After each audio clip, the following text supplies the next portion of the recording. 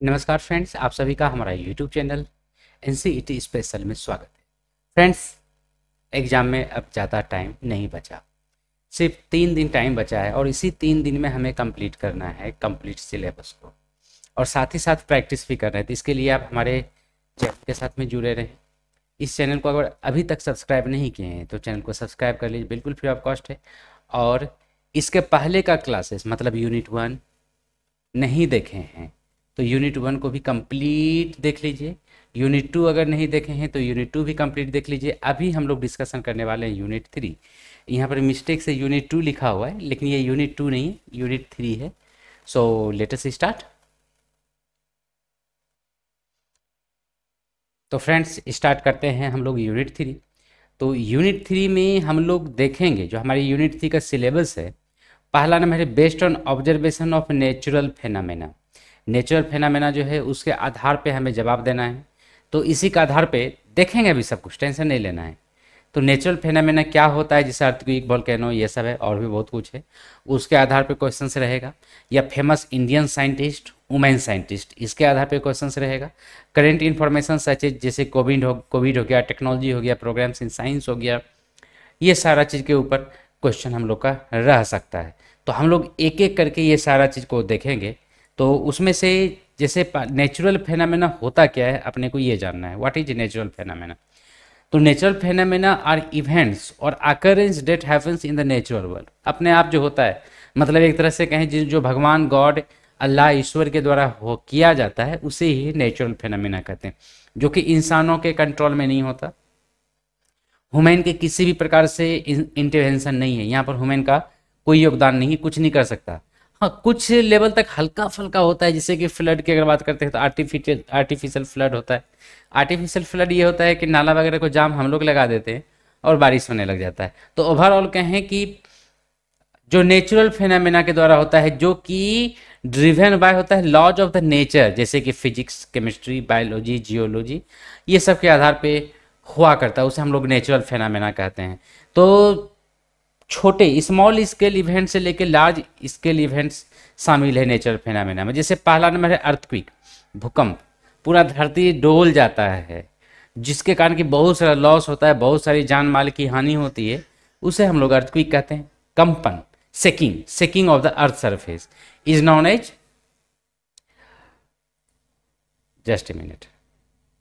तो सेकिंग हो रहा है अगर अर्थ सरफेस का, तो उस कंडीशन को हम लोग कहते हैं अर्थक्वेक। अब आते हैं volcanic eruption, the release of molten rocks है, पर्वत है, वो पिघला हुआ लावा के फॉर्म में जब वो निकलता है धरती के अंदर से, तो उसे ही, जिसमें कि आग निकलता है, धुआं निकलता है, राख निकलता है और पूरे एरिया में फैल जाता है, इसे ही हम लोग वोल्केनिक इरप्शन कहेंगे। Now coming to the hurricanes and cyclones, क्या होता है?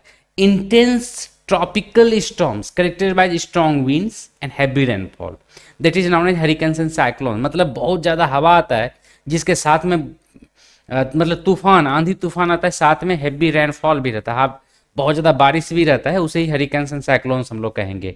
ये सब को अभी डिटेल में देखने वाले, अभी ब्रीफ में देख रहे हैं, यहीं खत्म नहीं होगा, ठीक है। उसका बाद आता है टॉर्नेडोज। टॉर्नेडोज क्या होता है? Violently rotating columns of air extending from thunderstorm to the ground. आसमान से, जहाँ पर कि बादल गरज रहे, वहाँ से लेकिन नीचे तक इस प्रकार से फनल लाइक, क्या उसको बोलते हैं, किप होता है ना, जिससे कि केरोसिन तेल वगैरह ट्रांसफ़र किया जाता है, उसके जैसा बना रहता है और काफ़ी स्पीड में घूमते रहता है, रोटेटिंग रहता है। जो उत्तर प्रदेश, बिहार, राजस्थान और कुछ लेवल तक मध्य प्रदेश आई थिंक पूरा, और झारखंड से बिलोंग करने वाले हैं, वो देखे होंगे अपने आंखों से तूफान, गोल गोल राउंड राउंड घूमते हुए जो तूफान आता है। हम लोग गांव के लैंग्वेज में इसको बिंदो या विंडो ऐसे ही कहते थे, बिंदो कहते थे। आपके एरिया में इसको किस नाम से जानते हैं, वो जो घूमते हुए जाता है? मैं बिहार वालों से बोल रहा हूँ, बिहार, उत्तर प्रदेश, झारखंड, मध्य प्रदेश और राजस्थान वालों से बोल रहा हूँ कि आपके एरिया में इसको किस नाम से जाना जाता था। लेकिन साइंस के लैंग्वेज में, इंग्लिश में इसको टॉर्नेडोज कहते हैं, ठीक है जी। तो ये रोटेटिंग रहता है और बहुत हैवी होता है। उसका छत, उसके छत के ऊपर चला जाता था। बचपन में ज़्यादा देखने के लिए मिलते थे, बहुत दिन से तो बिहार से दूर हैं। अभी जैसे हम आसाम में रह रहे हैं, डिगबोई में, बहुत दिन तक अलग अलग जगह पढ़ने के दौरान में रहे, तो उस समय देखने के लिए नहीं मिला। बचपन से जब बिहार में रहते थे अपने घर में, तो वहाँ पर देखते थे घूमता हुआ आता था, किसी मतलब वो जो पुआल वगैरह का जो लारा वगैरह का जो घर हुआ करता था उसको उठा के दूसरे के घर पे जाके रख देता था, उसका कपड़ा उसके घर, उसके कपड़ा उसके घर, बाहर में जो सूखने के लिए दिया जाता था। That is the tornadoes. हम लोग बोलते थे बिंदु, आप लोग क्या बोलते हैं कमेंट करके बताइएगा। उसका आता है floods, overflowing of water. Flood simple है, नदी से बहता है पानी, नाला से बहता है पानी, समुद्र से बहता है पानी। अगर नदियों का लेवल ऊपर आ जाए, मतलब पानी ज़्यादा हो जाए, ओवरफ्लो हो जाए और धरती पे आके जलमग्न कर दे, हमें तहस नहस कर दे, दैट इज़ अ फ्लड्स। इसी को फ्लड्स कहते हैं। लाइटनिंग एंड थंडरस्टॉर्म, आसमान से बिजली चमकता है, बादल गरजता है और नीचे तक धरती तक आता है उसका जोरदार वाला लाइट। पहले लाइट आता है फिर आवाज़ आता है। क्यों, ऐसा कभी सोचे हैं क्या? लाइट का स्पीड ज़्यादा होता है, 3 × 10⁸ मीटर पर सेकेंड। साउंड का रफ्तार ओनली 340। तो मतलब बहुत अंतर है दोनों के स्पीड में, इसीलिए पहले लाइट आ जाता है, बाद में हमें कान में आवाज़ सुनाई पड़ता है। That is a lightning and thunderstorms. बहुत खतरनाक भी हुआ करता है। कई बार तो बिना बरसात का ही आ जाता है। क्या होता है इन डिटेल अभी देखने वाले हैं, टेंशन नहीं लेना है, और कैसे इससे बचेंगे ये भी दिखना है। कई बार बिना बारिश का ही आ जाता है और लाखों लोगों को, बहुत सारे लोगों को जला के मार देता है। वो हैवी इलेक्ट्रिक वोल्ट रहता है, इलेक्ट्रिक करंट रहता है उसमें। उसका बाद है ऑरोराज। क्या होता है? Luminous displays of light in the sky usually seen in polar regions. मतलब आसमान में बस ऐसे ही पोलर रीजन में खास करके, तो अपने इंडिया में ऐसा नहीं दिखता या बहुत कम दिखता है, हम तो नहीं देखे, वास्तविकता जो बता रहे हैं हमको देखने के लिए नहीं मिला। तो ल्यूमिनस डिस्प्ले होता है, लाइट एकदम बेतहासा आसमान में होता है, जो कि पोलर रीजन में होता है। ये किसके द्वारा होता है? Caused by the interactions of solar particles with the earth magnetic field. मतलब सोलर पार्टिकल्स जब अर्थ के मैग्नेटिक फील्ड से आता है तो आसमान में क्या होता है? घन चक्कर होता है और बहुत ज़्यादा लाइट इमिट होता है, टकरार जब होगा तो। उसका आता है सोलर एंड लूनर इक्लिप्स। क्या होता है? ये चंद्रमा, सोलर चंद्र ग्रहण, सूर्य ग्रहण जो होता है ना, उसे ही कहते हैं। उसमें भी थोड़ा सा लाइट वगैरह का कुछ इशू ज़्यादा देखेंगे हम लोग। रेनबो, आसमान में जो रेनबो बनता है। अच्छा, मेरे पीछे का सीन दिख रहा है क्या? आई थिंक नहीं दिख रहा होगा। अच्छा, रेनबो तो जानते हैं ना, जिसको हम लोग हिंदी में इंद्रधनुष कहते हैं।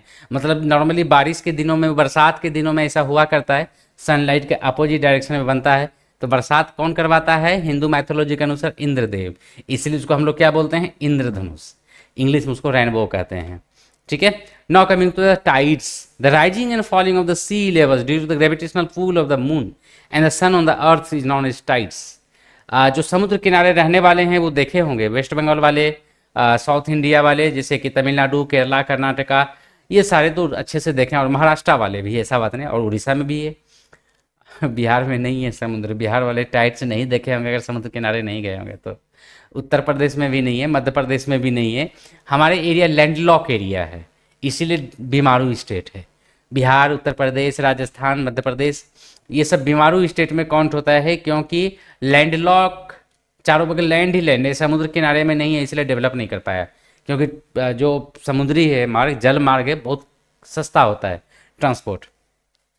Glacial formation and movements, glacial बहुत ज़्यादा बारिश होता है, बहुत ज़्यादा ठंडी के कारण लद्दाख वगैरह में, कश्मीर वगैरह में, इवन अरुणाचल प्रदेश, मणिपुर में भी आज ऊपर में जो बारिश की बूंदें गिरता है ना, बारिश में बर्फ जम जाता है, that is known as glaciers. Photosynthesis होता है, प्रकाश संश्लेषण होता है, जिसके द्वारा प्लांट फोटोसिंथेसिस करके एनर्जी इमिट करता है ना, कार्बन डाइऑक्साइड लेता है, ऑक्सीजन देता है और कार्बोहाइड्रेट बनाता है, राइट। जिससे कि हम लोग ऑक्सीजन को सांस लेते हैं और कार्बोहाइड्रेट खाते हैं, चावल, गेहूं, फ्रूट्स, ये सब। सीजनल चेंज होता है, गर्मी, ठंडी, बरसात, ये सब साइक्लिकली चलते रहता है, ये अपने कंट्रोल में नहीं है, नेचुरल फिनोमेना। बायोल्यूमिनेसेंस आप लोग देखे होंगे, बायोल्यूमिनेसेंस जब हम बच्चा थे ना, तो बायोल्यूमिनेसेंट सब्सटेंस को पकड़ते थे और बोलते थे कि तारा को पकड़ लिए हैं। अच्छा, आप लोग कौन कौन पकड़े हैं तारा को? अब बाद में पता चला वो तारा जिसको कि हम पकड़ के लाते थे, मुट्ठी में बंद करके लाते थे और मम्मी को दिखलाते थे, ये देखो मम्मी हम तारा पकड़ के लाए। जुगनू, जुगनू कहा जाता है, ठीक है। आपके एरिया में इस जुगनू को क्या कहते हैं? I don't know. आपके एरिया में जुगनू को क्या कहते हैं? नीचे लिख दीजिएगा, इंग्लिश में लिखिएगा जुगनू कमेंट बॉक्स में, और उसके बाद आप लिख दीजिएगा उसका नाम, आपके एरिया में क्या कहा जाता है। Now, geomagnetic storms, disturbance in the earth magnetic field caused by the solar activity, resulting in the beautiful northern and southern lights. Okay, ये होते रहता है, टेंशन नहीं लेना है। ये कुछ एग्जाम्पल से नेचुरल फेनामिना का, इसके अलावा भी कुछ होता है लेकिन उससे ज़्यादा क्वेश्चन आने वाला है नहीं, जिससे क्वेश्चन आने वाला है वही है। तो पहला हम लोग देखते हैं अर्थक्वेक। जोरदार जब धरती का डोलना होता है, भूकंप तबाही मचा देता है, उसे अर्थक्वेक कहते हैं। ट्रेम्बलिंग होता है, ठीक है ना। अर्थ क्रस्ट जो ऊपर का लेवल है, अंदर में कुछ हलचल मचा, जिसको कि हम लोग टेक्टोनिक प्लेट्स कहते हैं, ठीक है। मतलब ये जो अर्थ देखते हैं ना, जैसे हमारा ब्रेन है ना, ब्रेन का बॉक्स, तो ये तो देखे होंगे ब्रेन बॉक्स, अपना खोल के नहीं, कंकाल देखे होंगे ना, स्केलेटन, सॉरी। तो जैसे एक ही नहीं है ना पूरा का पूरा, बचपन में हम समझते थे पूरा का पूरा ढक्कन एक ही है, लेकिन बाद में पता चला ये पूरा का पूरा ढक्कन एक नहीं है, छोटा छोटा टुकड़ा से बना हुआ आता है। वैसे ही अर्थ भी छोटे छोटे टुकड़ों से बना हुआ रहता है, पूरा का पूरा अर्थ एक नहीं है, गोल बॉल के जैसा नहीं है। बॉल है क्या? अच्छा यहाँ पे नहीं है। तो पूरा का पूरा बॉल के जैसा नहीं है, वो है टुकड़ों में बना हुआ है, कहीं पर ऐसे लगा हुआ है तो कहीं पर ऐसे करके लगा हुआ है। तब अब इसी में कभी हिलडोल होता है ना, कभी इधर घसक गया, कभी इधर इधर घिसक गया, तो भूकंप क्रिएट हो जाता है। That is known as the earthquake. अब ये अर्थक्वेक यहीं से थोड़ी खत्म हुआ, जहां से कि अर्थक्वेक ओरिजिन होता है। जैसे कि मान लेते हैं कि ये एरिया है, यहीं पे हलचल मचा और इसी जगह से अर्थक्वेक आया, तो जस्ट जहां से अर्थक्वेक हुआ है ना, जहां से भूकंप क्रिएट हुआ है, that is known as the hypocentre या फोकस, जहां से स्टार्ट हो, ओरिजिनेट हुआ। हाइपोसेंटर याद रखिएगा, हाइपोसेंटर। तो आपको क्वेश्चन पूछा जाता है the origin of earthquake, the point where earthquake originated. बदल सकता है, लैंग्वेज बदल सकता है, लेकिन चीज वही है। जहां से अर्थक्वेक स्टार्ट होता है, भूकंप स्टार्ट होता है, दैट इज हाइपोसेंटर या focus. And the location on the earth surface directly above the hypocentre is called epicentre. तो हाइपोसेंटर जहां से कि ये क्रिएट हुआ है, उसको हाइपोसेंटर या फोकस बोले। और इसके जस्ट ऊपर में जो अर्थ है, जहां पर कि हम लोग हैं तबाही मचने के लिए, मतलब तबाही झेलने के लिए, उसको कहते हैं एपीसेंटर। अच्छा चलिए मैं ऐसे ही फिर से बताने की कोशिश करता हूँ।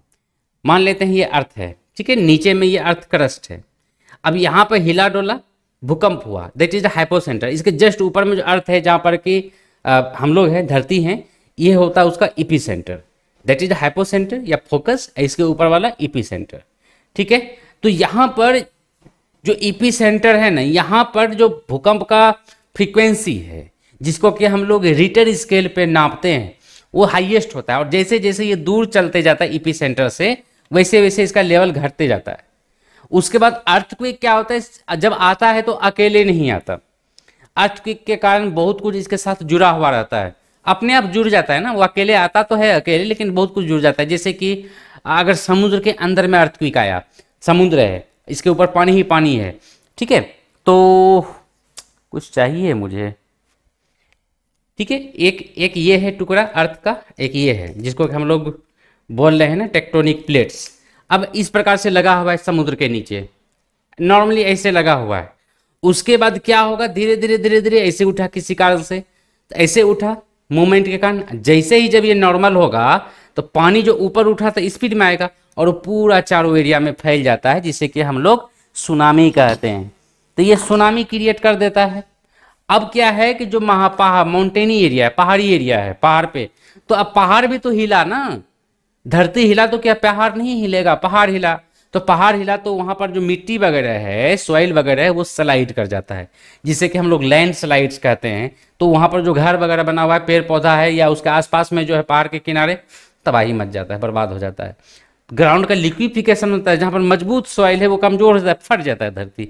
ऐसे ही और भी कई प्रकार का प्रॉब्लम्स क्रिएट होता है during the earthquake. Now coming to the volcanic eruption. क्या होता है, धरती फटता है, ये भी एक नेचुरल फिनोमेना है वोल्केनिक इरप्शन। धरती फटता है और धरती के नीचे से बहुत सारा मटेरियल, धुआं निकलता है, राख निकलता है और पूरे सरफेस पे फैल जाता है और पूरा तबाही मचाता है। धुआं धुआं, आग आग ही रहता है। अब ये जो वोल्केनिक इरप्शन होता है ना, इसमें कई सारे स्टेजेज में होता है। तो पहला स्टेज जो अपना है, वो उसको हम लोग मैग्मा जनरेशन कहते हैं।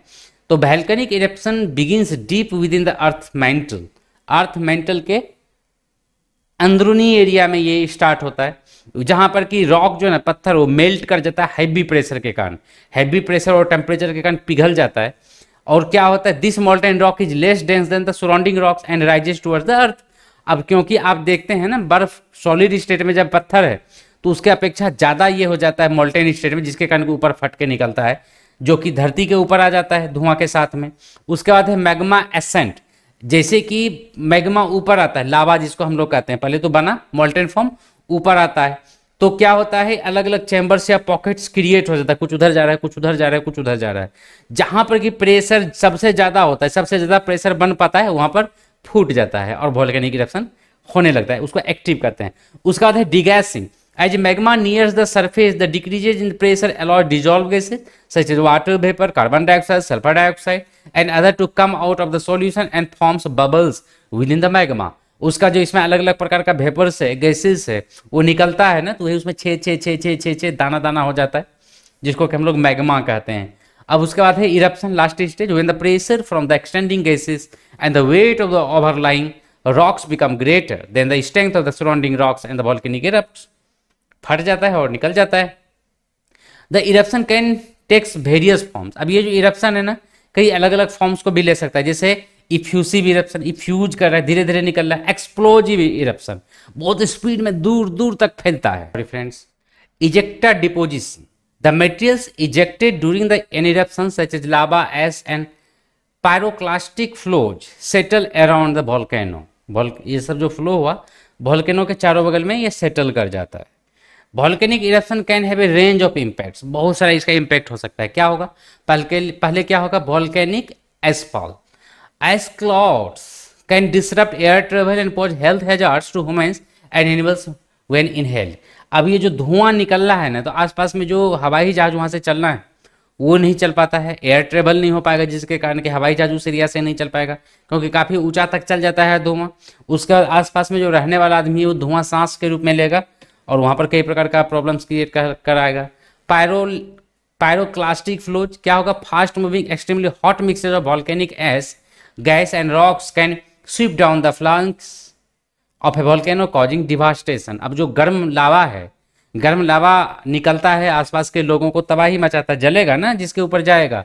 लावा flows although slow moving compare to other hazards, lava flows can destroy structures and vegetation in their path. ऐसे जैसे फ्लड का पानी हो गया, अर्थक्वेक बहुत स्पीड में आता है, उसके कंपैरिजन में इसका जो लावा है वो धीरे धीरे फ्लो करता है, लेकिन जला तो देता है ना सब कुछ को, धीरे आता है, स्लो आता है, लेकिन बड़ा जबरदस्त आता है। उसका बाद है टेफ्राइन वॉल्केनिक बॉम्ब्स। क्या होता है, solid materials ejected during eruption can fall over a wide area damaging property and impacting the environment. मतलब बड़ा बड़ा लावा भी तो कई बार निकलता है, वो दूर दूर तक बम की जैसा जाके गिरता है और एरिया को तबाही मचाता है। Volcanic gases, toxic gases release during eruption can be harmful to human health and contribute to atmospheric and climatic change. Now coming to the hurricanes and cyclones. Hurricanes and cyclones are intense tropical storms that form over warm oceans waters and are characterized by strong winds and heavy rainfall, जो कुछ देर पहले भी देखे थे। अब क्या है, warm ocean waters. क्या होता है, tropical cyclones require warm ocean waters to provide the necessary heat and moisture for the development. मतलब इसको बनने में हरिकेन्स वगैरह को गर्म पानी चाहिए। Tropical cyclones require warm ocean water, गर्म पानी चाहिए जो कि इसके मॉइस्चर प्रोवाइड करेगा, जिससे कि पानी गर्म होकर इवेपोरेट्स होकर बनाएगा। एटमॉस्फेरिक इंस्टेबिलिटी चाहिए, a condition known as atmospheric instability allows warm moist air to rise rapidly from the ocean surface creating an area of low pressure।